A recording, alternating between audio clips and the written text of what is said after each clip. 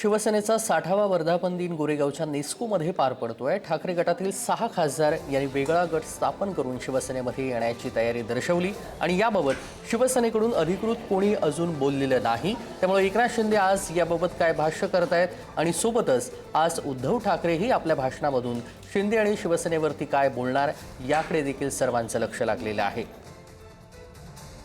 शिवसेनेचा 60वा वर्धापन दिन पार पडतोय। मी सध्या गोरेगावच्या नेस्को सेंटरमध्ये आहे, ज्या ठिकाणी शिंदेंच्या शिवसेनेचा वर्धापन दिन होणार आहे आणि त्याची जय्यत तयारी सध्या सुरू असलेली आपल्याला पाहायला मिळते। आपण जर पाहिलं तर मंचावर सध्या मी उपस्थित आहे आणि मंचावर मोठी LED स्क्रीन आपल्याला पाहायला मिळते आणि याच LED स्क्रीनवर 60वा शिवसेनेचा वर्धापन दिन आणि मध्यभागी उपमुख्यमंत्री एकनाथ शिंदे आणि त्याचबरोबर एक स्लोगन आपल्याला पाहायला मिळते, ते म्हणजे जनात शिवसेना मनात शिवसेना अशा आशयाचा इथे आपल्याला वापर झालेला सुद्धा पाहायला मिळतो। त्याचबरोबर समोरची बाजू आपण जर पाहिली तर समोर जे काही शिवसैनिक आज उपमुख्यमंत्री एकनाथ शिंदे काय कानमंत्र देतात ते ऐकण्यासाठी इथे येणार आहेत, त्यांच्यासाठी सुद्धा इथे बसायची व्यवस्था करण्यात आलेली। मोठ्या प्रमाणात खुर्च्या ज्या आहेत त्या आपल्याला या नेस्को सेंटरमध्ये लावण्यात आलेल्या आपल्याला पाहायला मिळतात आणि याच बरोबर मध्यभागी आणि आजूबाजूला शिवसेनेचा झेंडा सुद्धा आपल्याला पाहायला मिळतो। त्याचबरोबर दोन्ही बाजूला कटवेज लावलेले पाहायला मिळतात। प्रत्येक कटवेजवर आपण पाहिलं तर एका ठिकाणी